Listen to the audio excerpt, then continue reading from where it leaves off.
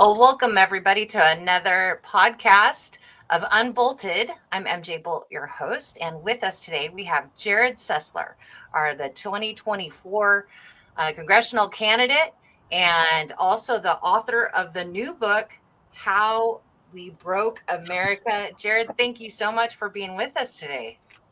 Yeah, thank you, MJ. Thanks for having me. Thanks for everybody for watching, either live or later on. Welcome, everyone. Yes. Yeah, absolutely. I'm so excited.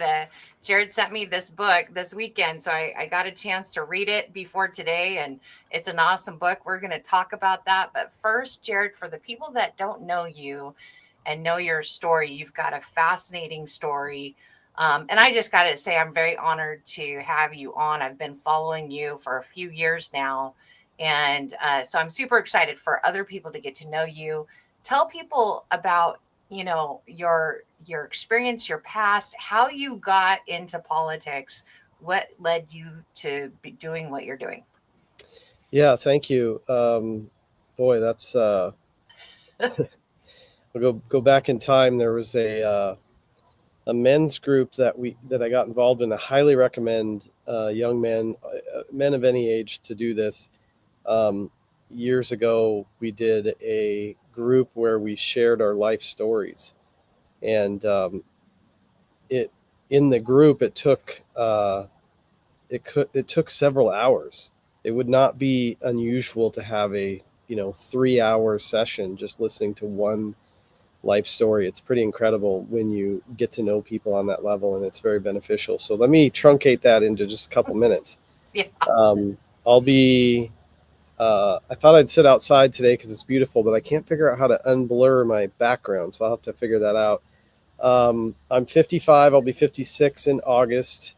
I am married. I've been married for 29 years to my beautiful wife, Nikki.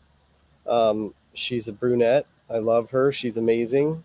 Um, and we have 3 kids. We homeschooled them, 2 girls and a boy. And as of about 3 months ago, we're grandparents. Our daughter Wow. graduated from college last year, got married, and they had their first baby just a few months ago.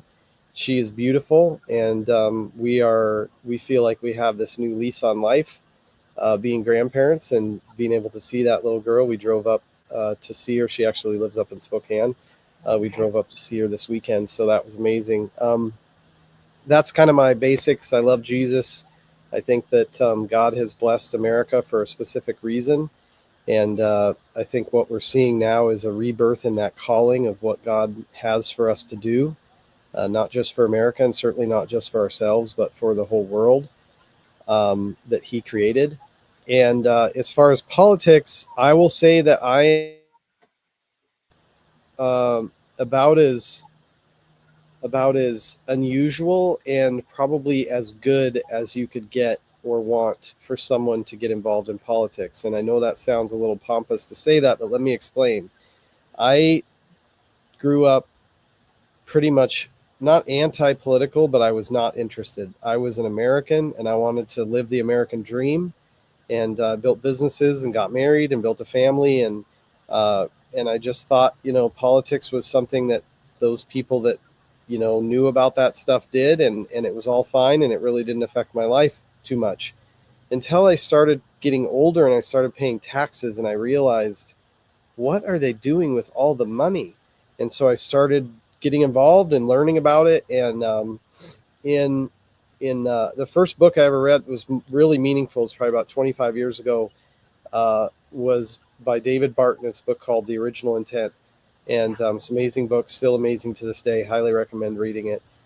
And then in 2012, when Obama was reelected, it was the first time that I felt politically numb, and I Mm. realized I need to get involved. We need to get some good people. If Obama is the best we can do for the president of the United States, then we've got problems, because that means the feeding ground, or the training ground for the people that are seeking higher office is filled with people that suck, and they don't know what they're doing, and they have no integrity, and they are there for life because they couldn't be successful in anything else. I don't know. And so I was really frustrated, primarily because Obama represented weakness throughout the world. He portrayed America as weak. When America is strong, the world is a safer place. It's a leading indicator to a safer world.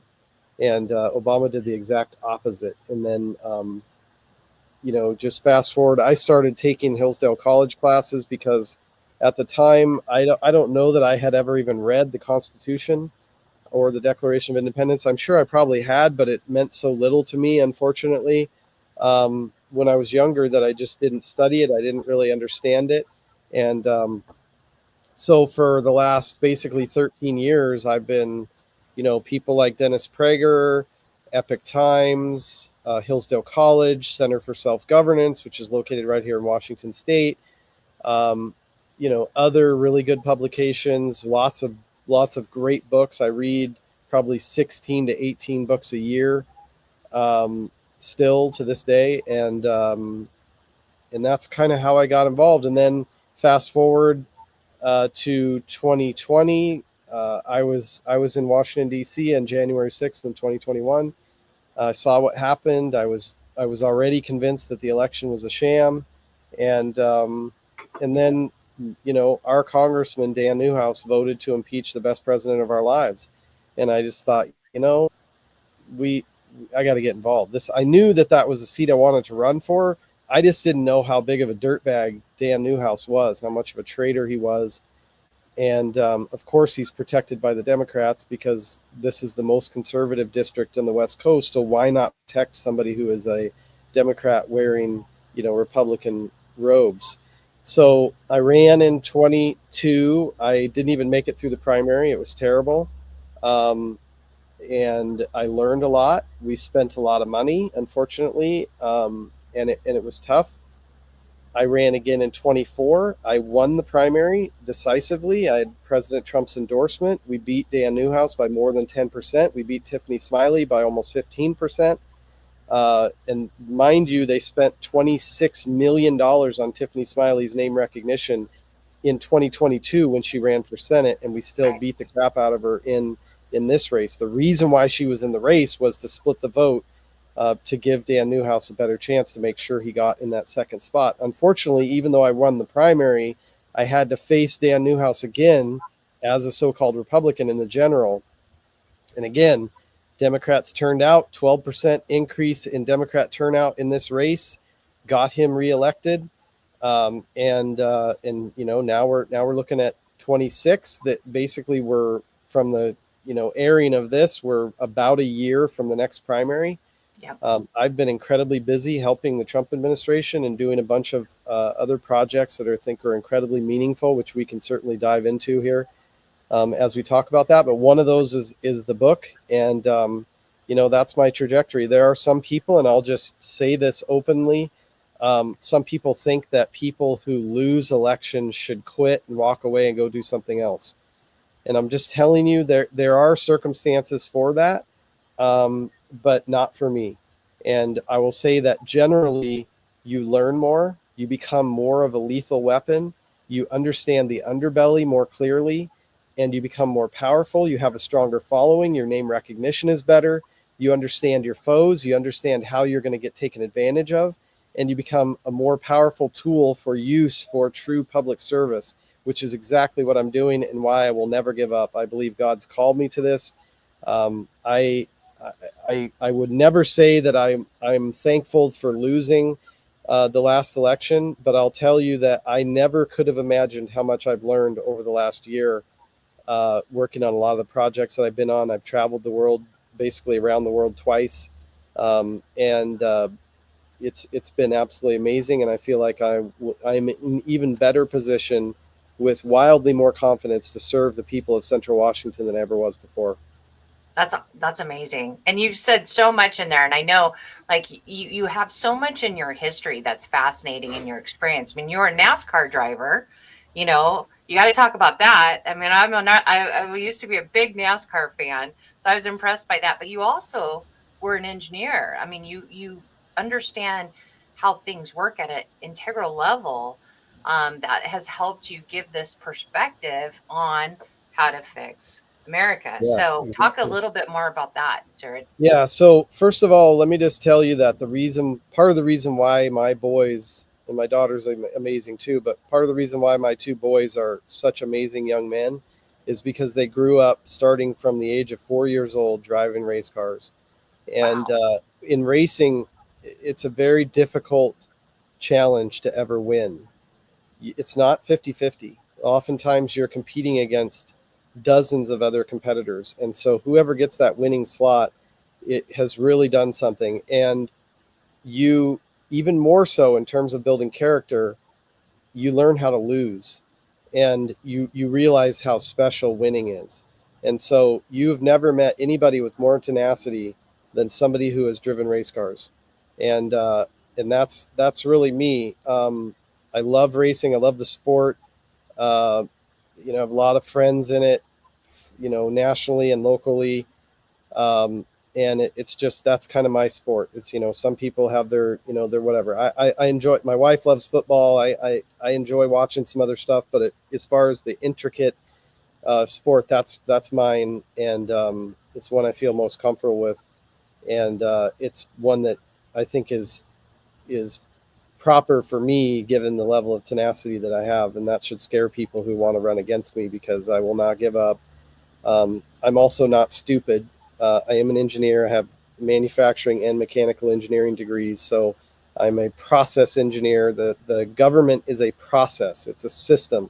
It is designed to serve us and to protect us. And that really is, as you mentioned, part of the reason why this book, which reviewers are calling it one of the most unique political books ever written, which it absolutely is. The take on it is very, very interesting. I know you've been through it already, and it is this is an igniter. This is a starter in so many different ways. Number one, it's a starter because it helps people individually see how they can get involved. And number two, this is only the beginning.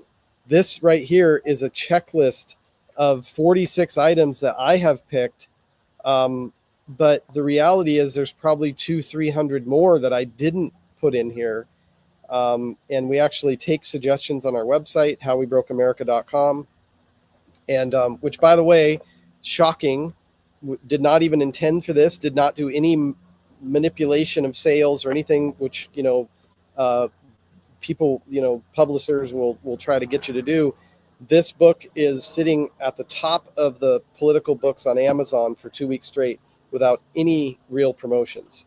That's awesome. That's awesome. Congratulations on that. Yeah, I'm going to thank you. pull up your website so people can see it. Howwebrokeamerica.com. So so that's really great. So you're constantly curating even more ideas than the ideas that you laid out in your book Yeah, here, because correct? the idea is, what I really want is, I want people to read this book, which is really a checklist. It's very simple. And I want people to open up and, and they read through, chapter 23, and they're like, this really resonates with me. Like, how can I get involved? Well, guess what? There's action steps that people can take to get involved. And so, and, you know, not all of us can't do everything, right? There's 435 members of the House. Each one of them has the ability to introduce legislation.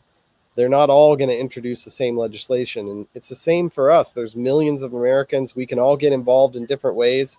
And we absolutely should get involved in different ways. And so that's what, I just want to encourage people to do that. Read the book, get involved, use it as catalyst. And by all means, have patience for everyone else that's involved in this, because there's so much cat fighting and backbiting and people getting upset and walking away and saying, well, I'm never going to do anything with that group again. They're a bunch of, it's like, you know what? We're all imperfect people. We don't win every single time. Just keep your head in it. If you look back, John Adams introduced anti-slavery legislation for 20 years in the House, and even was censured, and his voice was shut down during that time. It's amazing history, but he kept relenting. He was relentless about it, kept going at it, and pushing on something that he believed. So every single one of us, regardless of our station, whether or not we want to be active in politics or in public eye, we can be involved and be, making a difference with something in our community. Yeah, for sure. I think you touched on such an important point right there, because I was just having conversations with a current candidate right now in the local area, and they were frustrated about the political scene, even within the Republican Party.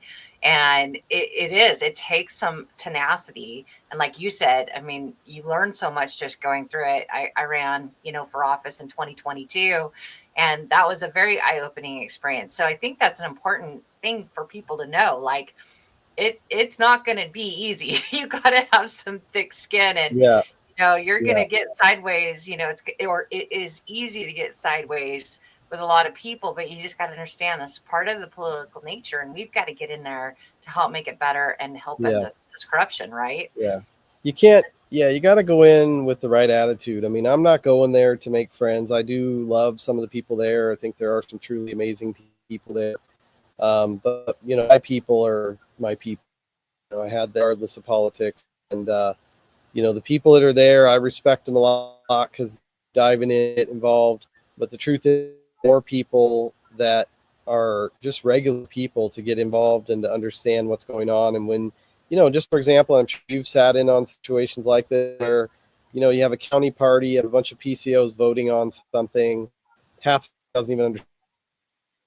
Maybe the meeting has been led a little bit hastily and things are moving too quickly and people are making motions and it's hard to follow the Roberts rules sometimes as far as what's going on. And you're wondering to yourself, do you know what we're voting on? Right. And then maybe the vote goes the wrong way. You can get upset, you can get frustrated, you can walk out, you can never come back, or you can take note and you can pay attention and you can learn who the good people are and you can get involved and you can undermine the corruption and be a Right. part of the solution. And that's what I recommend people do. It is definitely reason to get upset when we lose big things, but it should never stop us from marching on to the next, especially here in Washington State. Yeah. People are very excited that President Trump is in the White House, which I absolutely am, of course. Um, I got to go back to Washington D.C. A couple months ago when he signed the executive order on election integrity, which is amazing. But Donald Trump is not going to fix Washington State. I mean, there's things that he is going to do that are going to help us, and he's going to open doors like that executive order. But we've got, probably 10, 15 years of hard work to do, and a lot of wins that we need to win in order to see change in this state. And so, what's going to happen along that path? Who's going to get in the White House? Will JD Vance be in 28? If so, well, who's in 32? Do the Democrats take back over and send the country, on a nosedive again? What happens? Do we have lack of election integrity nationally, or do we get that under control? And so you kind of have to separate what's going on nationally with what the work that we have to do here in Washington State. I've got a clear plan for how we need to go about saving our state. Mm. I'm implementing that at God's speed, and I hope to see us have a healthy state again. I hope to have an opportunity to use my position to serve in Congress, to help our state, and maybe, who knows, maybe come back here and move the capital to Ellensburg or Yakima and run for governor. There you Who go. knows? There you go. We had a person commented actually to that fact just a second ago here. And so I think you'd have a lot of fans in running for that position for sure, Jerrod. Let's talk a little bit more about this, your intro in your book. It was really, well, first of all, the way you laid out this book is very unique. I mean, it is a hard hitting 1, 2, 3. Here we go. You even put your story. It was fascinating because I started reading it, and then I got to the appendices, and I'm like, oh, here's your story. You didn't even put that in the beginning of the book. You just started out chapter 1. We need to do this, and you prioritize all these points, which is great, right? Because you can't do everything at once, so you need a Yeah, prioritization. So I love the way you laid it out. But in the intro, I love that you said, think of me as America's engineer.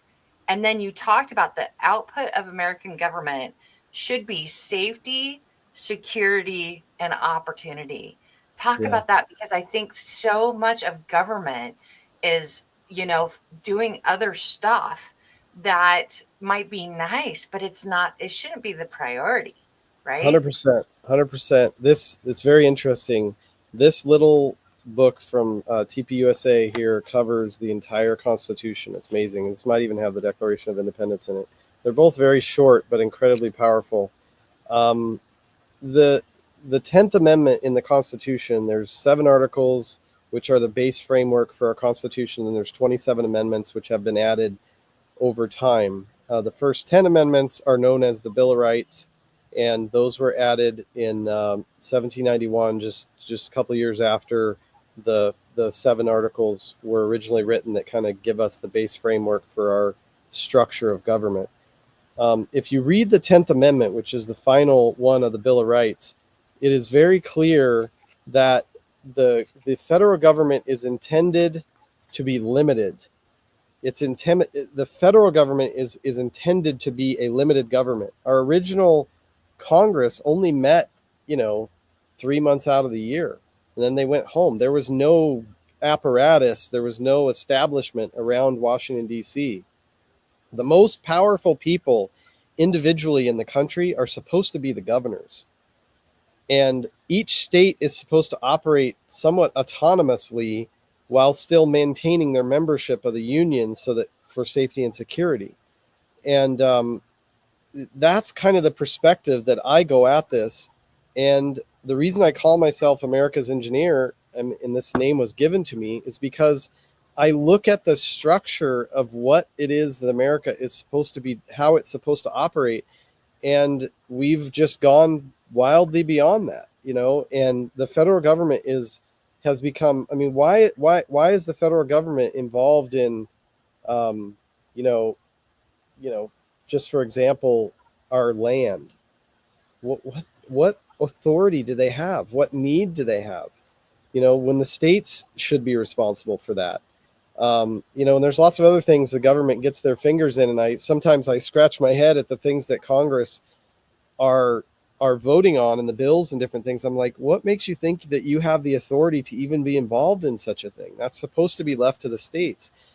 Similar to the 17th Amendment, this overtaking of the federal government in terms of its authoritarian, long-armed, unlimited nature weakens the states. It weakens the state governance.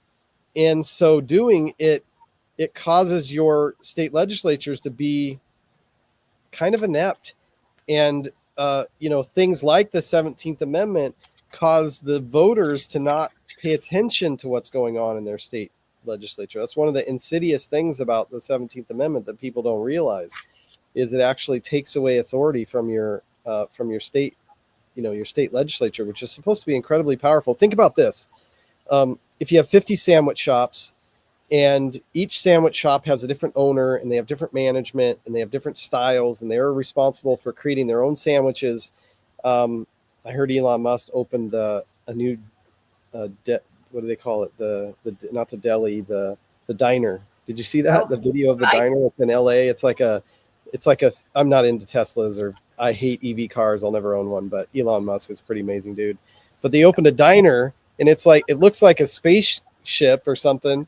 And it's got all these like mega chargers or whatever, superchargers, so that people can charge their cars and get a burger. And they have all did this see that. Yes, I didn't dive into it. I saw all that. this kind of stuff. Yeah. Yeah. So anyway, where was I going before I You're went off talking on about, that? government and the federal overreach. Yeah. Just, I mean, And you're talking about the 50 sandwich shops. yeah. So all the sandwich shops, so you think about this, each one of them is tasked with creating their own, sandwich. And who's going to determine which one is the best? It's the people, it's the customers, right? My daughter on her college campus had 30 restaurants. And which ones did the best? Well, look at their P&L. The customers make the decision. It's the same with the states. If you have this one sandwich shop that always has a line out the door and their sandwiches are amazing, what do the other sandwich shops do? They should try mimicking him. They send their people to that sandwich shop to find out what they're doing. How is their customer service? What is their environment like? What kind of music are they playing? Where are they getting their ingredients? What are they doing to cook their sandwiches, or what are they doing that's special, that makes people feel special? At the Google headquarters, they have a set number of restaurants that are on site. Not promoting Google, of course, but it's just an example. And they actually track the sales for those restaurants. They offer the space for free, but they track the sales, and the ones that have the lowest sales, they get evicted, and they allow new people to come in. And it constantly puts this new opportunity, into the mix. And that's exactly how our states were designed to operate. Whichever one is doing the best, the other states, it's not that the citizens would be required to move to that state. Well, I'm going to move to Texas. I'm going to move to Florida. No, that's not actually the way it was designed. What the idea is that the state legislatures in Washington state would look at Texas, and they would look at Florida, and they would get a clue, and they would realize, wow, maybe we should implement some of these policies. Maybe it'll help fix our fiscal problems. Maybe it'll help fix our social problems. And the idea is that you send your ambassadors, just like you send your people to the best sandwich shop to find out what they're doing. You send your people to those states, find out what they're doing, and then you drag back the things that are working and you implement them in your state. Think about this. Our healthcare system is one of our biggest problems in the country. It's taking up, it's our largest portion of GDP. It's absolutely ridiculous what's happening. What if each state was tasked with designing their own healthcare system? First of all, our system in America should be called disease care. It shouldn't be called healthcare, because it's not making people healthy. Our culture is making people sick, and our system of health, or our healthcare system, is treating disease. So it should be called disease care. But what would happen? And you say that because you went through cancer. Yeah, I was diagnosed with terminal cancer. But what would happen if each of the states came up with their own system, and you had 50 to choose from, and then you started taking the things that were working from the best of those and implementing in your state? Over time, we would end up with a really amazing system. It's called competition. Competition is birthed out of free commerce. It's birthed out of the American system of economy, which is capitalism. Competition is synonymous with capitalism. That's exactly the way the states should be operating. Yeah. Talk about the 17th Amendment. A lot of people don't understand that. And that's one of the other things I loved about your book is it's resource rich. I mean, you make very concise statements about what needs to happen. The format is, number one, you split it into sections on priorities, like we talked about. And then you say, why does it matter? Why does this concept matter? Within 2 or 3 pages, you're making the highest points on each of these topics. So why it matters, how does it make America great? And then the checklist action, which I love. And then you do the references, amazing references. If everybody just read this book and went through every single reference that you use in the footnotes, you would understand America so much better. So talk about the 17th Amendment, because a lot of people do not understand that. Yeah, 100%. And I will credit the ridiculous number of hours that I've spent on airplanes the last few months to give me the time to have written this. The 17th Amendment, it's just a lot of work. It's chapter 11, but it also ties with chapter 27, which is repealing Supreme Court decision Reynolds versus Sims. So let me just summarize the 17th Amendment real quick. Originally in the Constitution, the state senators and federal senators were supposed to be picked by, the 17th Amendment has to do with federal. The senators who you send to Congress, there's 100 of them. There's 2 from each state. It's a statewide office. They're supposed to be picked by the state legislature. And the 17th Amendment changed that so that the senators are picked by popular vote. Now, what's the problem with that? Well, first of all, the biggest problem is it weakens the state legislatures. And you're thinking, well, why? How does it weaken the state legislature, Jerrod? Well, let me tell you. Because when the people of Washington state know that their senators who are going to Washington, D.C. are going to be picked by the people they send to Olympia, guess what? They pay a lot more attention to the people they send to Olympia as a result of that, because they are going to be their voice in terms of who they're sending to Washington, D.C.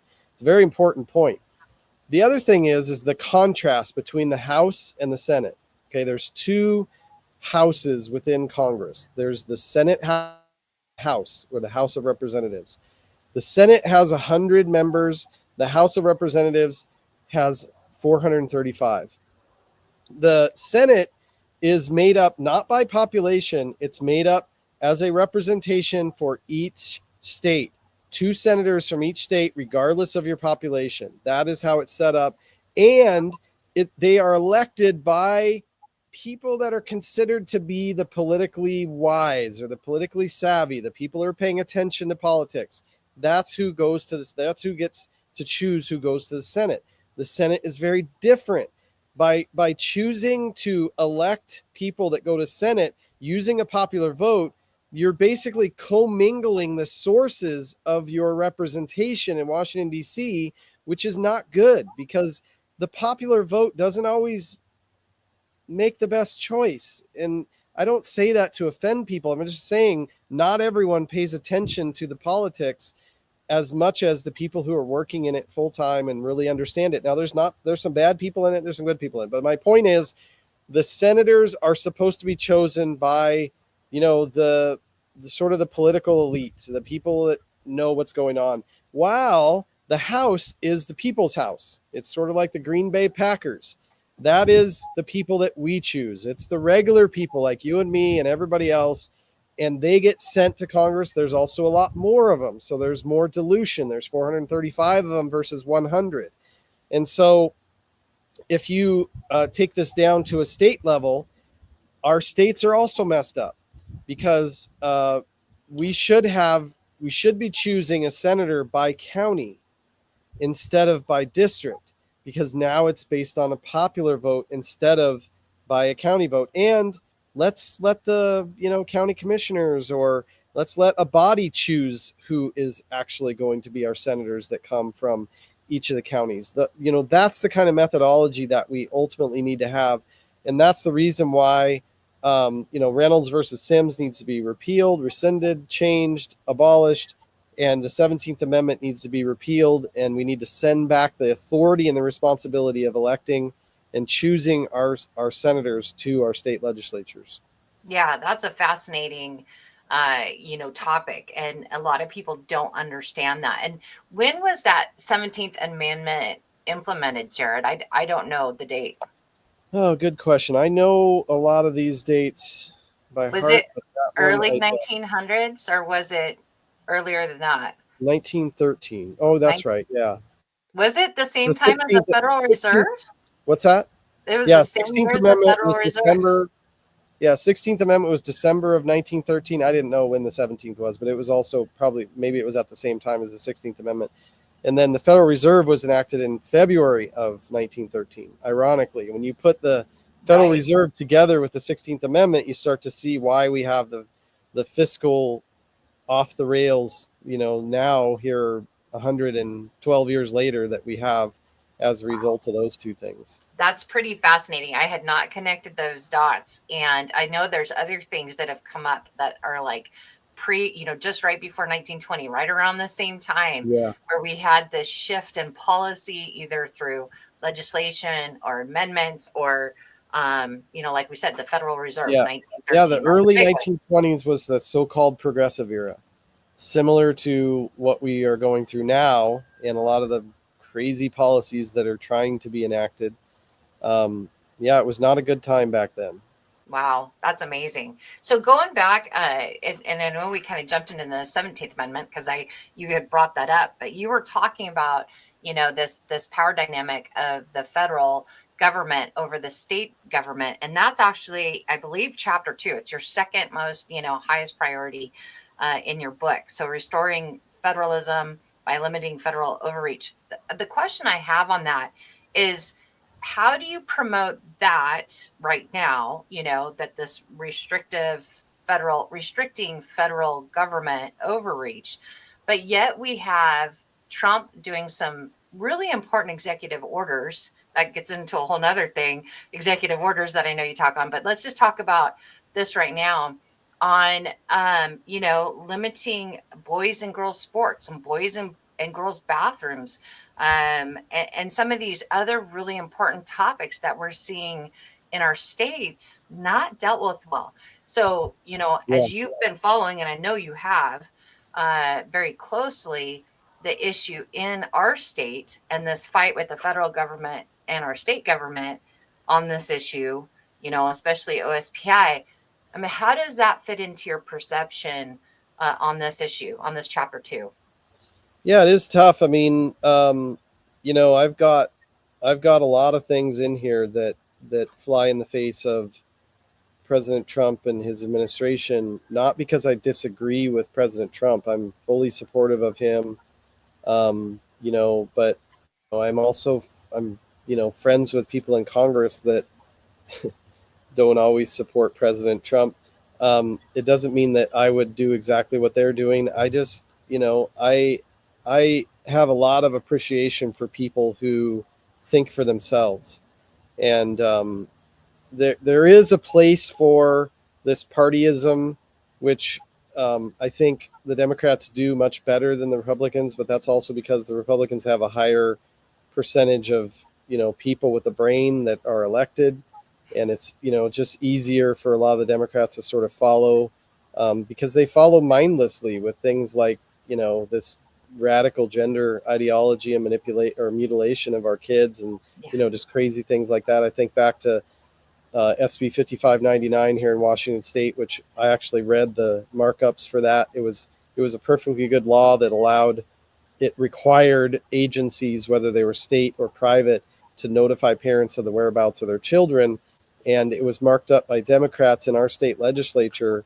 And I looked at the actual bill markup, and they crossed out things like notify parents, and changed the wording so that there was there was essentially, it opened up the door for what became called as the state-sponsored kidnapping, because Yeah.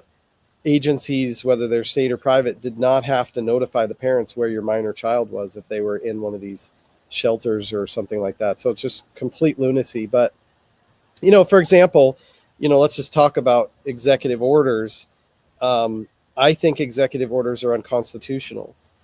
I think that we have got a broken Congress that doesn't debate the issues. They don't reason with each other, and are not forced to come to consensus on issues that need to happen. So what happens is you essentially have a lot of puppets that are in elected positions, because the real determination happens at the ballot box, and whichever party is in control, they now wield that control in a way that is authoritarian. And again, I it, I fully support President Trump. There is a lot of this stuff that I think is deserved, based on the illegitimacy and the just lunacy that went on during the Joe Obama administration. Joe And Obama. we need to have these executive orders. I am praising President Trump for a lot of these executive. Let me just Yeah. tell you, a lot of the work that President Trump is doing with these executive orders, a lot of these. You read the one on election integrity that really affects Washington State big time. He doesn't actually give any directives in there. They just cite laws that are actually already in place, Yeah. and they tell the DOJ to staff up, because they're going to start prosecuting people in states who don't follow the laws that are on the books. How do you undo that? Even if you were to undo that executive order, it doesn't undo the laws that are already on the books. Now you can tell whoever the administration is in the future, can tell the DOJ to stand down, but the reality is the laws are still on the books. That's an act of Congress. And so President Trump is using these, in his team, Stephen Miller and many of them are, they're using the laws and these executive orders to really do a lot of good. Yeah. But that doesn't mean that the executive order process and the system the executive is supposed to be um, basically lobbying Congress. You know, there's another thing in here that I hope we talk about, which is the Congressional Accountability Act. But the only people that are designed to have a seat at the table in Congress are lobbyists, which are allowed and legal, because if they didn't allow it, it would have been happening under the table. And so, even though it's completely ridiculous, it is allowed to happen in open, because it would happen under the table if it didn't. So the lobbyists have a seat at the table in Congress. Who else has a seat at the table? Well, the president is supposed to have a seat at the table, but there's really no seat at the table for the American people. Now, the president is supposed to be our seat at the table, but I feel like we ought to have another seat. I think we ought to have our own seat. And the Congressional Accountability Act, which I've written and designed and will be in DC working on fall, is a big part of that. And we have a lot of problems with regards to federal overreach, and we need to fix them. There's no reason we ought to be paying property taxes. I'm 55 years old. I own my property. I haven't had an income for the last 4 years, and yet I still have to write a check for $20,000 a year for property taxes and water rights. And if it's you ridiculous. don't, yeah, If you don't, then they levy your property. They could take your property eventually. It's crazy. Old people. Well, it doesn't matter what age you are. If you own your land, you shouldn't be taxed off of your land. We shouldn't have to pay rent to the government to have our land. I'm sorry. It just doesn't work that way. And part of the reason why we're doing that is because we have an overreach, long-arm government who is taking advantage of us and is spending things like $40 million on gender studies in Pakistan that none of us would approve of. And it's hard because I think so many people have gotten used to it for so long. It was in 1913. That's when the federal government was able to start collecting income tax, right? And is that about right? 1930, yeah, right in that same time. And so it was the 16th Amendment, and prior to that, federal income tax was only collected to help pay war debts, and it was temporary, and it was approved by Congress. And then the 16th Amendment changed that, but it wasn't just the ability to be able to collect the taxes. It was the ability to force it to be pulled out by the employer, by the payroll payer. So the fact that it comes out before you ever get your check, it means it's kind of invisible to a lot of people. They just don't think about it much. You might look at your stub or whatever, but that's a problem. Now, if people were forced to get their paycheck and then write a check, trust me, the 16th Amendment would have been abolished a long time ago. Right. And that's, to my point, is that we've just gotten used to this. It's like we're slaves in Egypt and we don't even know it. And that's part of the reason for podcasts like mine and others is let's have an honest conversation about how it should be, how, we should change this, because we really aren't free. To your point about property taxes, you talked about, there was a nice quote in the intro too about liberty. And I loved this because you put in this why it matters. And you talked about, as you've said today, how you really appreciate President Trump, but that liberty means every American thriving. And that if every leader pushed liberty, where would we be? I love that. Talk about that a little more, Jerrod. Yeah, well, I think, and I give credit to Chris Ann Hall for this. She's an amazing instructor. She's so just an incredible speaker, and I have a unique story with her that helped me to see this. But there's a big difference between freedom and liberty. So I served in the Navy, and when we were overseas, when we got a chance to get off the ship in a foreign country, we were taking liberty. That's what it was called. We were on liberty. And let me tell you, when we were on liberty, we had responsibility. We had responsibility as a member of America. We had responsibility as a citizen of America. We had responsibility as a member of the military, U.S. military. And we had responsibility to the laws of the country that we were visiting. We would get a worksheet for every country that we would visit, we would get an overview of like what some of their basic laws were, things that might not jive with our laws, and things that we had to abide by while we were there. My bringing that up is that liberty is not the same as freedom. Chris Ann Hall says liberty is freedom plus morality. Mm, So you combine morality with freedom, and that equals liberty. So freedom is like this ability to just do whatever you want, just abuse whoever you want, take advantage of whoever you want, whatever, do whatever you want, regardless of what the impact is to the people around you. Liberty, on the other hand, comes with responsibility. And, we have responsibility as American people to each other. There's a thing called the social compact. If you go back to our founding, the social compact was actually one of the first bestsellers in America. And what the social compact essentially says uh, is that I'm responsible for making sure that my person does not violate your person in any way. And that applies to the whole of society. Now, think about that.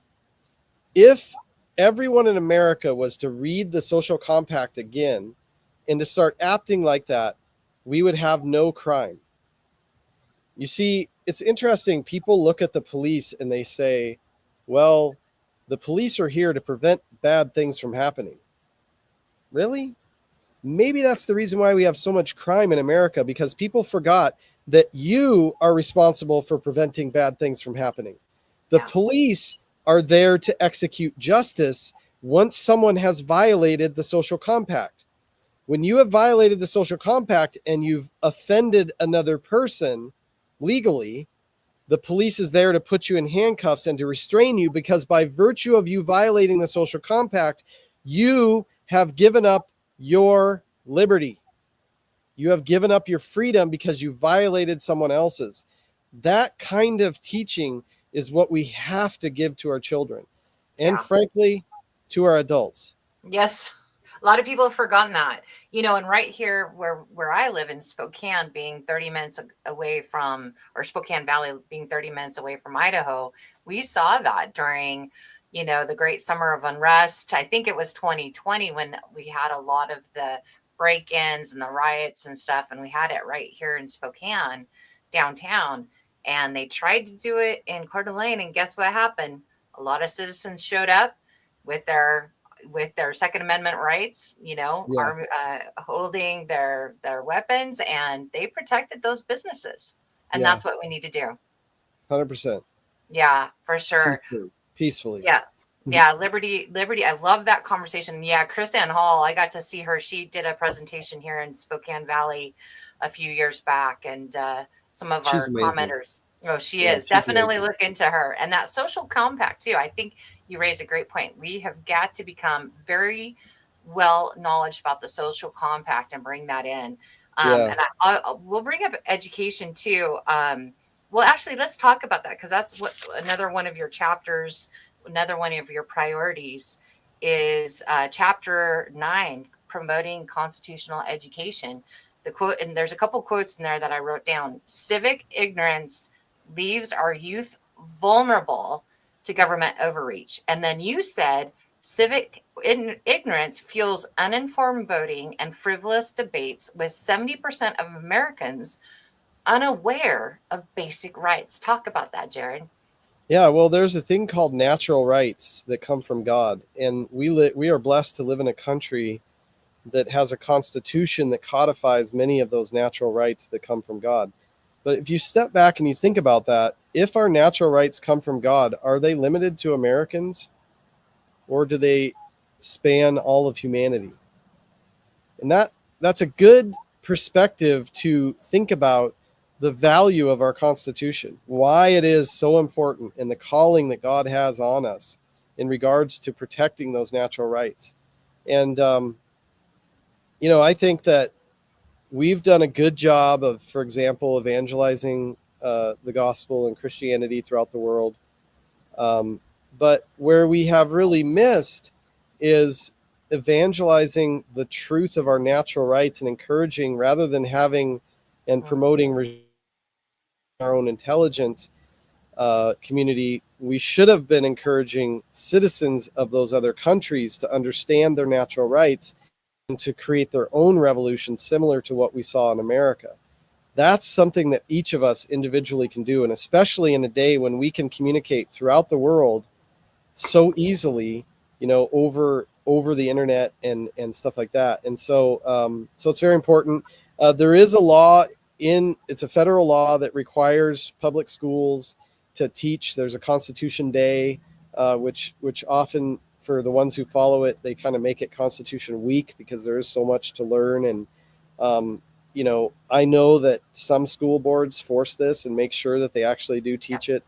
I think it's a hat tip at best. It's not enough. I think that we ought to have major curriculum around our rights as human beings. I think that's very important. I think that what we need to do is we need to help people to think critically. I know as we homeschooled our kids, we were involved in a homeschool co-op, and the high school years were involved in a group that was like a high school class, but it was called Rhetoric. And the whole point of Rhetoric was to help you to communicate both audibly, written, and to hear and to think critically, and to cite your sources and to understand what you really believe. And unfortunately, we've got way too many people in this country who flip on CNN or, MSNBC or whatever, and they listen to what they say, and it sounds like it makes sense, and they believe it, and then they go spout it off. And so I think this is very important. I think it's, you can get these little books from TPUSA, Charlie Kirk's organization. It's a really cool one. It's got a lot of visuals and stuff in it, more so than some of the other ones. But also the Federalist Society, I think they either give these away or sell them. And there's one other one that I've gotten them from a bunch of times, which I don't recall the name of the organization, but it's in DC. But yeah, get a copy of this. I mean, 20 minutes or so, you can read the whole Constitution. It might take you a little more time than that to actually understand what some of the things mean. I always laugh at the 21st Amendment because it is so confusing. It's like, how does that undo the 18th Amendment? It doesn't make any sense, just by the text. And so anyway, there's stuff like that takes a little more time and study, but it's not that difficult. Now, if you contrast this little tiny booklet, which is our federal Constitution, to most state constitutions, you're talking about a manual that's a full 8.5 by 11 and 100 pages thick. I mean, it's a whole different, thing. And I think that is, I'm not saying it's necessary. I'm just saying that it's demonstration of where the real responsibility for people's lives is at. Right. It's at the county level. It's at the state level. It shouldn't be at the federal level. Federal level should keep us safe, keep us secure, and ensure that we have opportunities. Right. And that education piece is so important. I think that's like you mentioned, a lot of our kids are not learning the full truth about our constitutional, our Constitution, what it talks about, our natural rights, as you mentioned. Yeah. And so, like you said, I mean, unfortunately, then it causes people to have this government overreach because you don't know better. And you don't know that shouldn't be happening. So it's such an important part. You talked about natural rights a little bit. I want to ask you about the separation of church and state myth. Yeah. You brought that up a few times in your book, and I think this is a common misconception. Yeah, it is an incredible misconception. It was never a law. I love the ruling recently that made it clear that churches can endorse people. Yep. I think that sort of kind of goes along with the same thing, but people don't understand sort of the history of church and state. And it's quite interesting, but it's very important that people realize that when you vote, I had a guy in church was a few years ago. I was really shocked, but it was during the 2016 election, and or no, it was before the 2020 election. Was it? No, I think it was 2016. Sorry. Anyway, they were saying, well, who do you think we should vote for? I'm like, is it not obvious? And their position was, well, we ought to give both sides a try. Thinking of Democrat versus Republican. I'm like, how are you a member of a Christian church and you're even considering voting Democrat in today's age? Like, to me, this is the best example of the fallacy that the left has allowed us to believe in regards to the separation of church and state. Let me just be clear. If you are a Christian, if you are a God-fearing person from just about any religion, and you want to see the things that you believe furthered, then you should vote for the party that is going to further those. If you believe that life begins at conception, then every single vote with a dark black pin in the little box should be for Republican, period. You should always vote based on the party that is going to engender a movement towards the things that you believe. And so there is and there should be no separation between church and state. When you elect someone, you should elect. Who are they? Jerrod Sessler is a family man who homeschooled his kids, who ran and built a multinational business, who gave it all up to run for Congress. He loves Jesus. He wants to see he believes that God ordained and orchestrated America, and he wants to see that furthered. Check.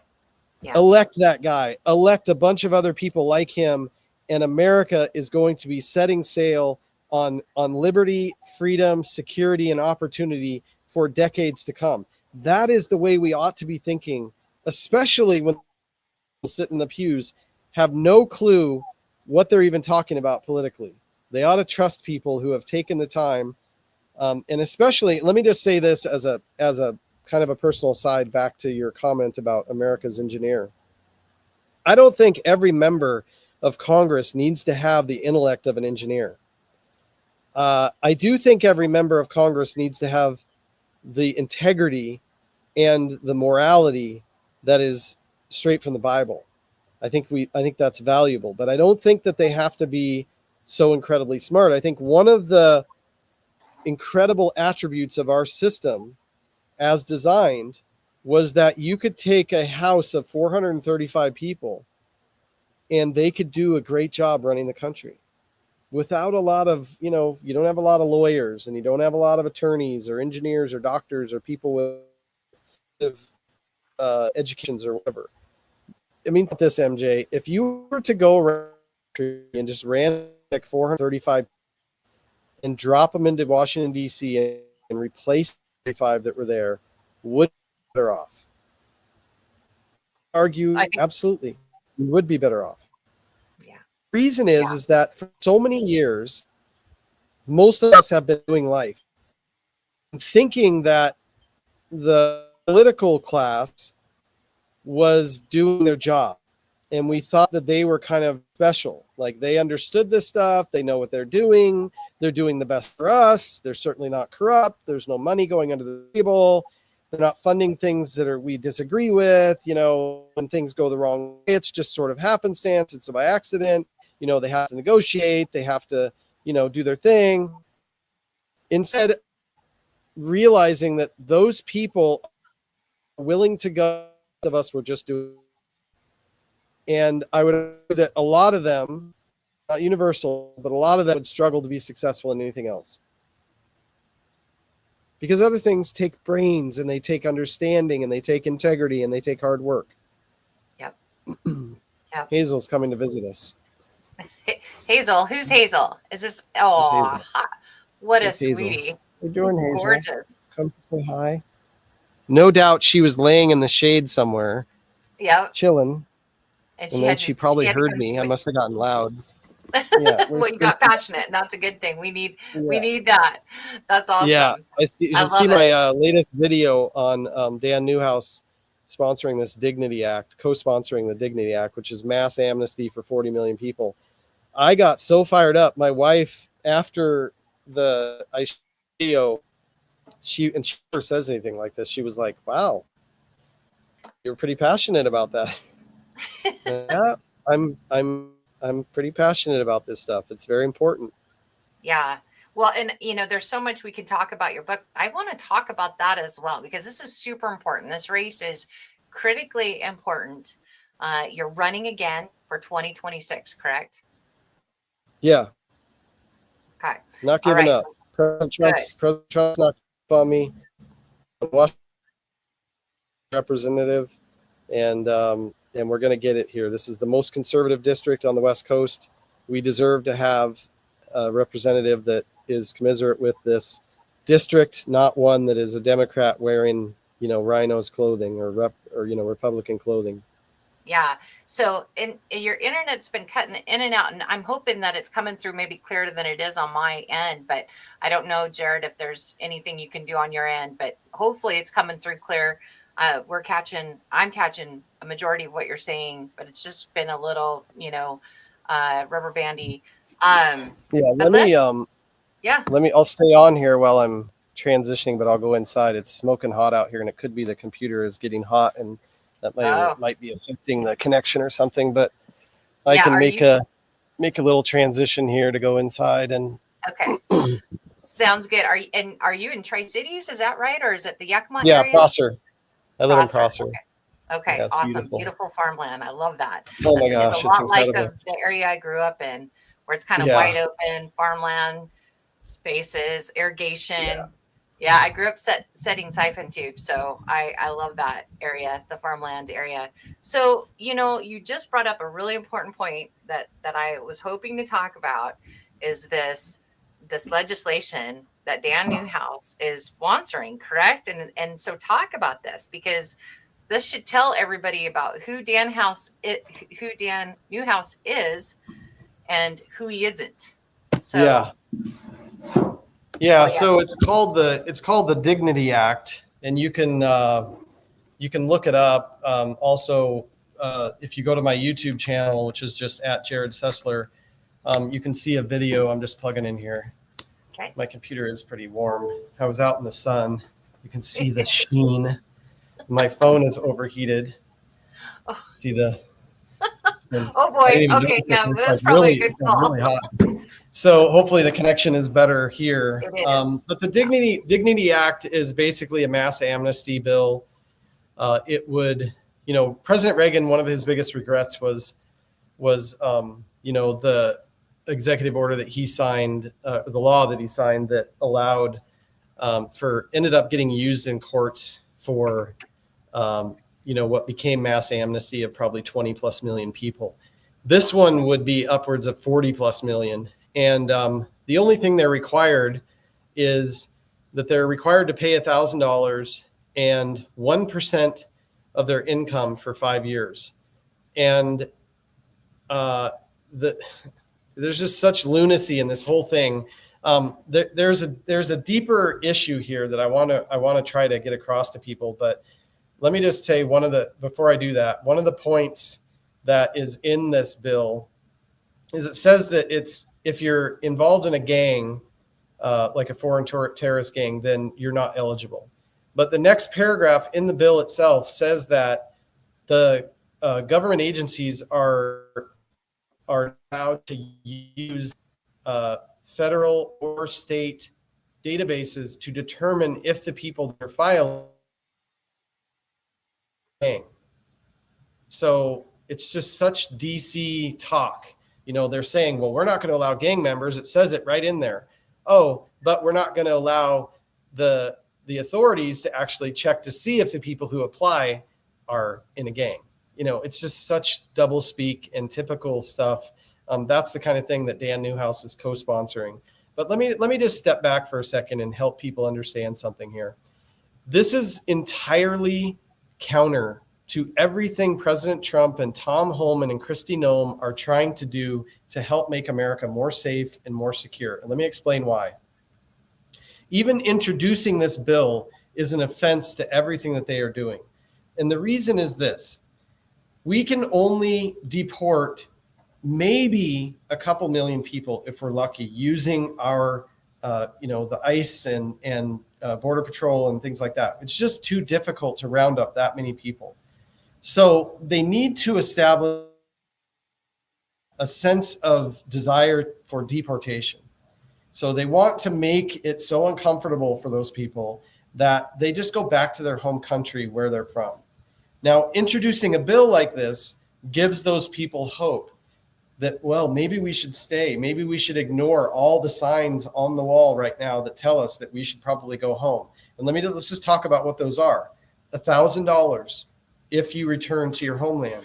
Free air flights if you return to your homeland. You can self-deport on the app, the CBP app, CBP One. You can self-deport, and if you do, then you will be eligible to come back in the country legally in the future. If you don't, then you won't be able to. Right. Alligator Alcatraz. What's the point of Alligator Alcatraz? I don't care if they ever put anybody there. The fact that it was promoted in the way that it was, it scared these invaders and it's causing them to go home. How about the El Salvador prison videos? Do you think that causes people to want to go home? I think so. They don't want to be in the El Salvador prison. How about this talk of renovating Alcatraz? What's the point of that? People have to realize that President Trump is always negotiating. And part of what's going on right now is he is trying to convey to these invaders that they need to go home.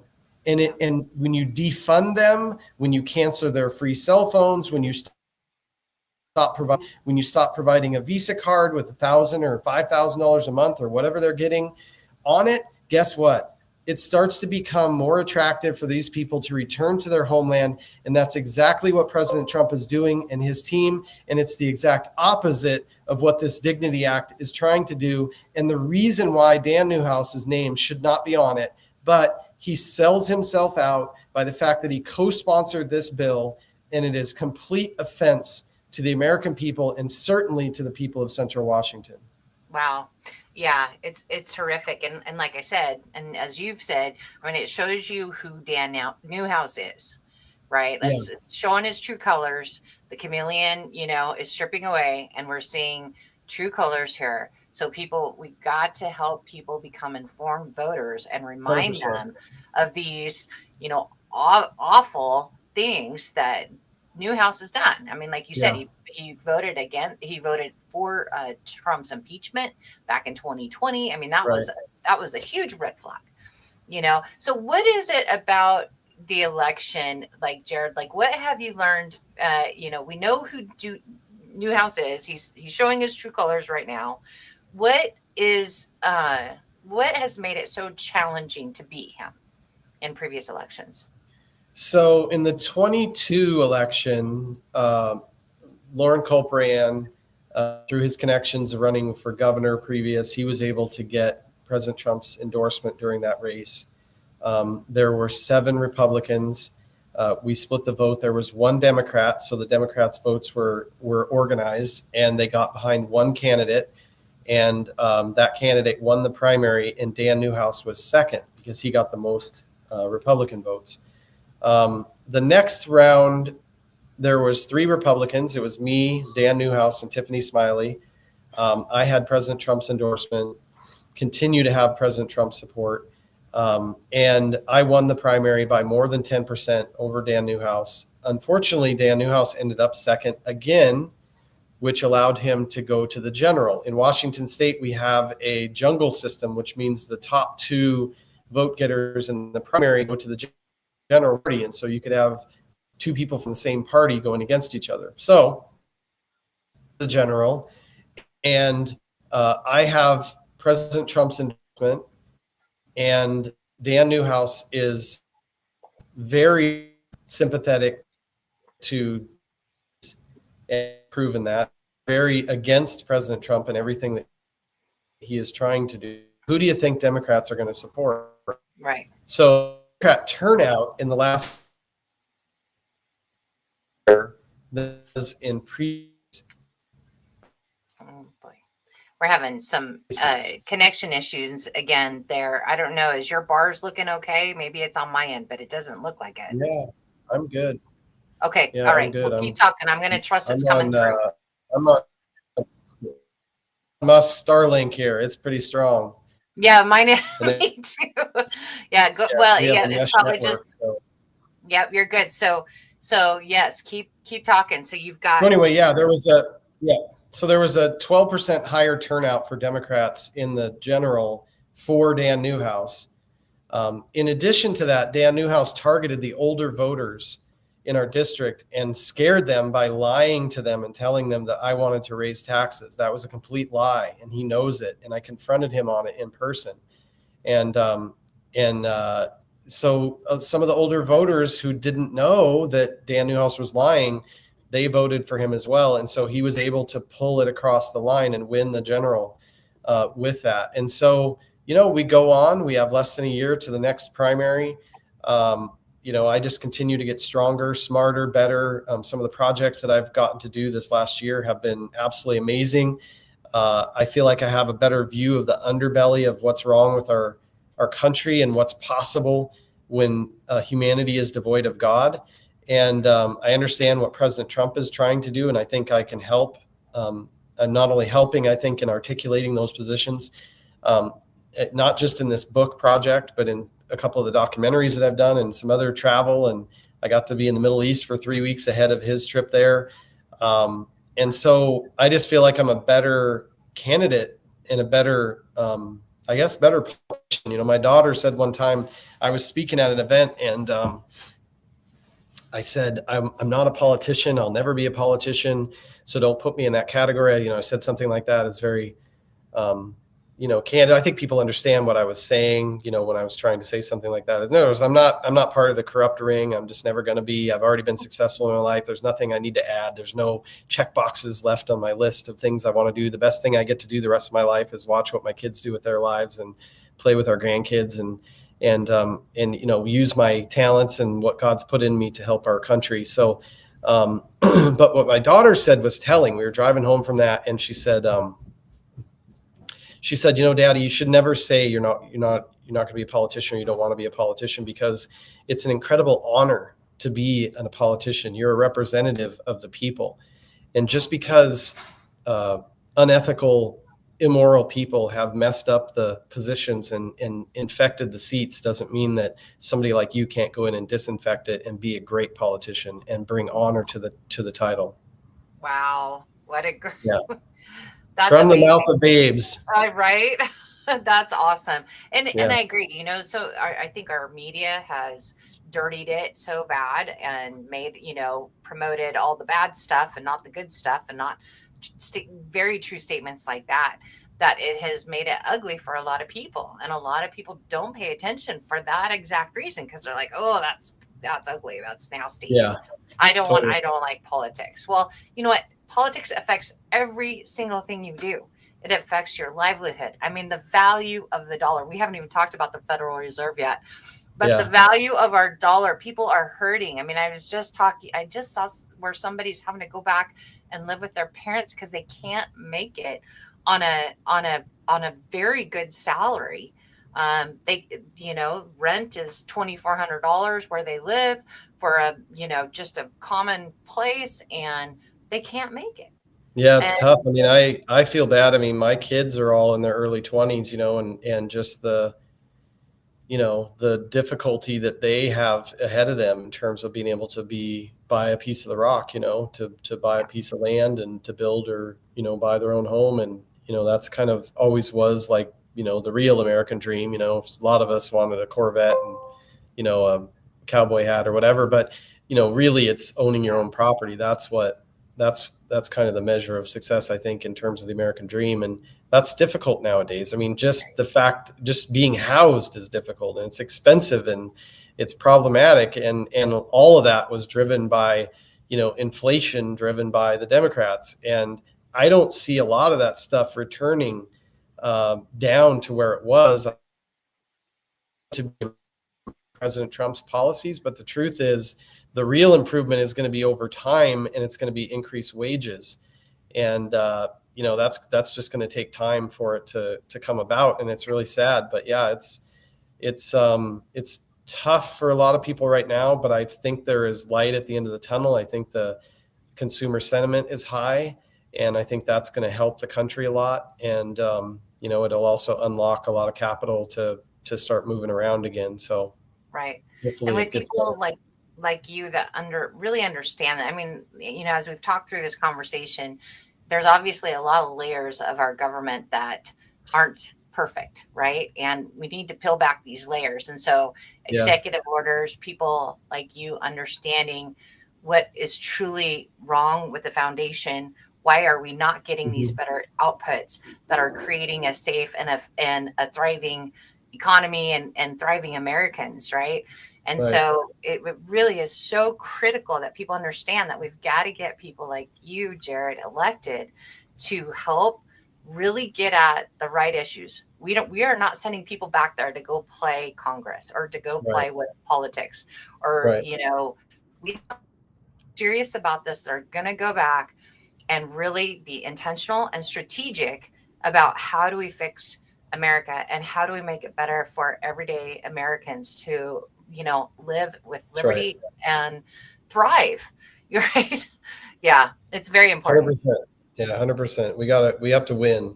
And I think that's one of the biggest things that President Trump is making sure that we do is he's making sure we win. And I've had multiple people come up to me the last few months and just are giddy. They're just like, every day is Christmas. President Trump's got something new. I'd say pretty soon, one of the things I'd watch for is an announcement on Greenland. I think that'll be coming relatively soon.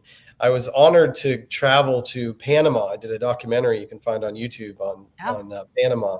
It's very interesting. I've been there before. We actually took our family there.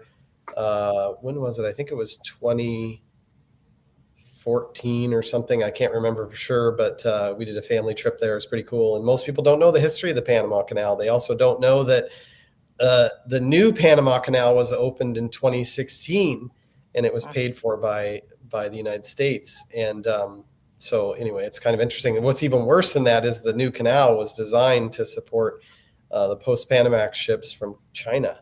So quite interesting. We provided military support. Most people don't know that Panama is a country because the United States backed their freedom against Colombia. Colombia took over the Panama territory, back in the late 1800s from Spain, and they didn't want to let go of it, and they didn't want to sign a treaty with the United States because they didn't feel like they were getting enough money to be able to build the Panama Canal. And so the United States said, fine, we'll just support the Panamanians and their freedom. And they sent the U.S. military to Panama to protect the Panamanians while they were ensuring their freedom. And then, of course, that led to the signing of the Panama Treaty and the land that is permanently designated as the U.S. control, and then us pouring ourselves into building that canal. And so anyway, that project, we did another documentary on the Klamath River dams in California that were removed, 4 dams down there. They removed, absolute and utter and complete devastation. That video is in editing right now, so it'll be out probably in the next couple of weeks. But unbelievable. If there was ever a case to be made for stopping to remove these dams, and a strong case to build many more dams, which I will advocate for, it was that story. And so I was honored to be able to tell that story. And it was really good. So I've traveled back to Washington, D.C. a number of times. This last few months, I've gotten to speak in front of many members of Congress in their meetings. Last time I was there, I got invited to the Army Parade, which was awesome. And I got an invitation just out of the blue. I didn't solicit it or didn't even tell anybody I was going to be there.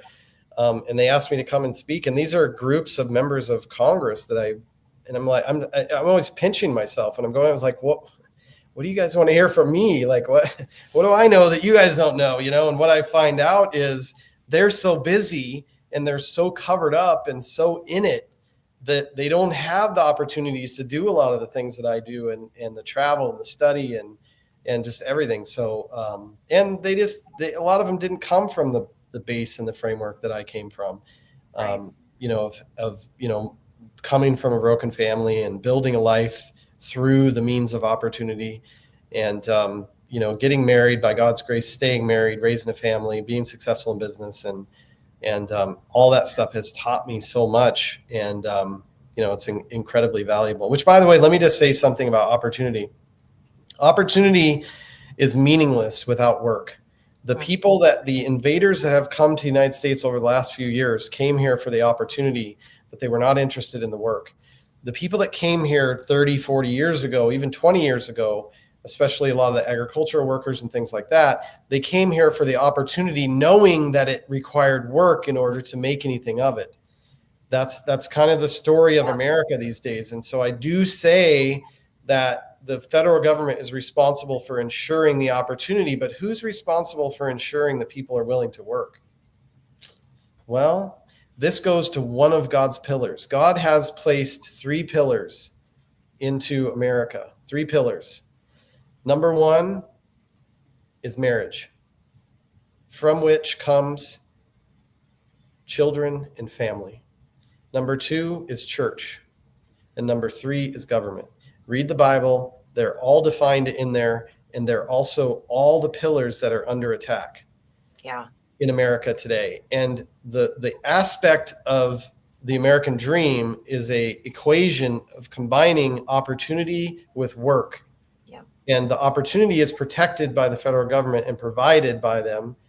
And the work is encouraged and inspired by good parenting. And the American dream is what follows.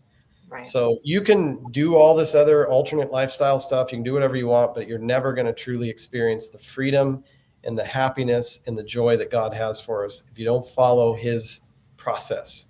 Right. And we have way too many policies that are incentivizing not working, not following that positive formula. And it's not compassion. I mean, we have policies right here in Spokane, downtown Spokane, that they say, oh, these are, this homeless compassion resolution. Enabling people to stay in the junk and not get better is not compassion. Yeah, I'm sorry, but the government should not be in the compassion business. No. Compassion is, my oldest son, it used to bother him to see homeless people. And so I said, why don't you make an extra sandwich every day and just keep it with you? And then when you see a person that is in need, you can give it to them. That's compassion, and that's appropriate. And that's what we ought to be doing as American people. But we shouldn't be saying, well, the government is going to take care of it. And then expecting those government agencies to somehow solve this problem with compassion. It's terrible. Just think about the immigration issue. All of these people under the Obama and Joe Obama administrations were invited here. They opened the door, they flung it open, they invited them here, and they created a modern day slavery situation with this glass ceiling. And it's somehow compassionate to allow those people to stay. No. It's not compassion. It's not fair. Go back to incentives. Very smart farmer, Rob Valikoff in Yakima, just pounded this into my head, and I keep seeing it come up over and over again. Humans respond to incentives. Let's go back to this invader thing and what President Trump is trying to do. President Trump is trying to make it more comfortable to deport yourself than to stay here.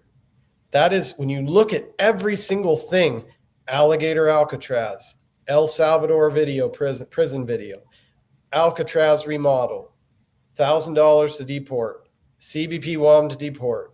We're trying to make it more attractive for you to go back to your country than to stay here. Stop paying for your food and your housing and your rent and your cell phone. That's right. And, it's illegal. Hello, it's illegal to come here illegally and not go through the proper channels. If any of us, you or I did something illegal, we would be expected to, have the consequences. It's almost like, hey, the first thing that you do illegal is okay, as long as you don't compound it with more things. Here's my problem with this whole thing. I mean, number one, this is my biggest problem. Okay. Why is it, whenever you hear someone say, Well, we need to deport these people as soon as they break the law. Okay, so let me just understand you.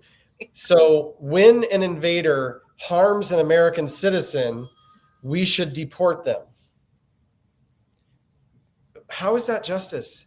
Yeah, they've already done something illegal. How is that fair to the American people who want to be safe and deserve to be safe? Number one. Number two, where is the justice? You send them back to their country, and what do? Tell their country like, hey, they broke the law, so we're sending them back. Is their country going to prosecute them? No, there's no justice in that. So by allowing them to stay here, you steal freedom, you steal liberty, you steal security, and when they do break the law, we rightfully should house them in a prison so that they can pay the sentence for the thing that they've done wrong, which means that we continue to pay for them. Right. So I would rather go with you and say, you know what? They broke the law. They come in here illegally. We should deport them as a result of that. Yep. Yep. It's insanity. And that's what we need, people that will lay this out in plain English for people and understand what the consequences are. And I think you and I agree on those things, on a lot of other stuff as well. 100%. But for some reason, unfortunately, the media and some other people are distracting that conversation. Yes, read this book, everybody. Get this book. It is a blueprint for how to fix America, how we broke America, and a checklist to fix it by Jerrod Sessler. Yeah. Jerrod, what final thoughts that you have for people besides get this book? And I, when I was reading it, it was making me think about all the local action things that I can do as well. Yeah. Which I think you tie in here. You make some great suggestions. And so it's helpful not just for the federal aspect and perspective, but also for your local. And we cannot forget about how important it is to focus on local, action. Local action equals national impact. Some great General Flynn says that all the time, right? So, final thoughts for people. It's been a fascinating conversation. We've covered a lot of ground, and you're so busy doing so many things. What would you leave with everybody? Well, thank you, MJ. Thanks for having me. And I would just tell people that, you've got to get involved. If you read the Declaration of Independence, there's a section in there that says that under tyranny, men will do nothing.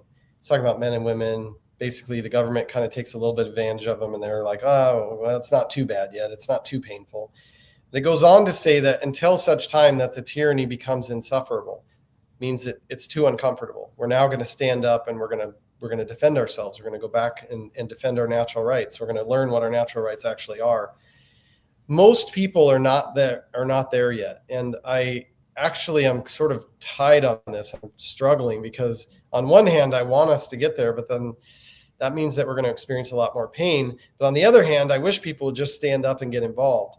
So for the people that are interested in doing something and they feel like they're not being effective in whatever they're doing, then get a copy of this book, because I'll tell you that it lays out a methodology for you to be able to get involved in an issue that will make a difference. And this isn't about each of us, sort of being the Donald Trump, Elon Musk personalities that, encompass a huge amount of, the problems. It's just pick your lane, fix what's in your lane, and just work on that, get that fixed. And this book kind of breaks up a lot of the issues and things that need to happen. It briefly explains, it's really, each chapter is an introduction to a topic. It's not, and it doesn't cover the whole thing even close.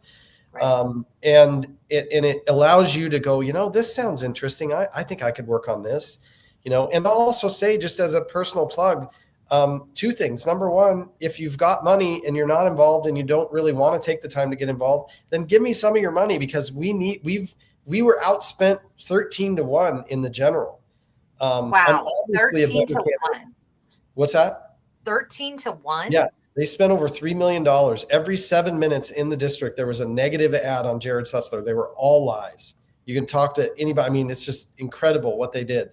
So that's number one. Number two is, if you want to get involved in my campaign, I've got a myriad of projects we're working on that are incredible. There's research stuff, there's video editing, there's Trump travel. There's this Congressional Accountability Act is going to be amazing. Some of the work we're doing with that, writing bills for Congress, helping members of Congress with different things. There's just so many different things to do. So I would just encourage you to get involved and educate yourself. Get involved with Center for Self-Governance. Start taking some of their classes. Sign up for Hillsdale College, which is free. Take some of their classes, and just make something of your time. I will say that for years, ever since I was a young man, I believed that prayer was an investment in the future. And I think as you pray, it seems like it might have an effect on the future. And so that's just kind of something that I have always felt.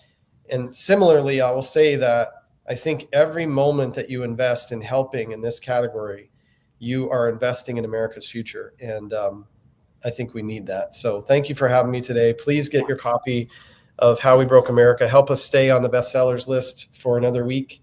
And what do you think of the cover? You like the cover? I love the cover. I love the back. The money's leaking out the bottom. Yep. It's awesome. It's very awesome. The back has got some great endorsements and quotes as well. I especially like and very much appreciate the note that you gave me too. Oh, yeah. Thank you so much, Jerrod. And it means a lot to me. So go to howwebrokeamerica.com to find out more information about how to get this book. You said it's on Amazon, probably all the book places. Yeah. And then Jerrod, how can people help with your campaign? Like Jerrod said, it takes money. Unfortunately, money does influence. When campaigns can run a ton of ads on TV, there's still people that watch the mainstream media, and they're influenced by these things, even though they're inaccurate and wrong and telling lies, they get influenced by that. Jerrod needs the money. Great, people like Jerrod that are running these campaigns, they need the money to help combat that. So Jerrod, where can people go to help donate to your campaign? Yeah, just go to jerrodforcongress.com, and we've only got about 10 months or so before we really need to start spending money for the primary. So if you could donate $50 a month, that would equate to $500 when it matters. That's great. If you can do $100 a month or $1,000 a month, whatever you can do, I certainly appreciate it. And it's what we need to do. My wife and I, we've been some of the biggest donors. We've essentially given away our life savings to this project, and that it just costs money. Unfortunately, that's the way we reach people. So also endorsements are great. You get online and tell people that you're supporting me. Also, encouraging Republican parties to continue to support me, the Washington State Republican Party to continue to support me, and those do make a big difference and help with fundraising and stuff. So I'm just going to keep fighting. President Trump is continuing to support me. He wants Dan Newhouse out, especially with this choice. He co-sponsored this mass amnesty. That's just absolutely antithesis of what the American people need and what President Trump is fighting for. And it's time to disinfect this seat here in Washington's 4th District. Absolutely. Absolutely. And we need to do that. Get involved locally, get involved in your local county GOP, become a PCO. By the way, the state party has now contracted with the Center for Self-Governance, and now they made the training free for any PCO in the state. Amazing. And so that's an awesome deal. I actually took it. Rob Chase told me about it back in, I think it was just on the school board. So I probably need to retake it because I think it's probably been updated. It was 12, 15 years ago. Yeah. Well, I'm called the America's engineer, but I'll tell you, my mentor is Mark Herr. I learned from him. He's amazing. And Pam Leslie, both just wonderful people, and they're amazing, running Center for Self-Governance, and they have thousands of people all across the country that have learned from them. So yeah, it's really good stuff. Good training. Well, Jerrod, thank you again for all you're doing, for all the blood, sweat, and tears that you have put into this, and you continue to do. You're obviously not doing it just for nefarious reasons or egotistical reasons. You are a real, just down to earth, great person, and I've had such a pleasure getting to know you better.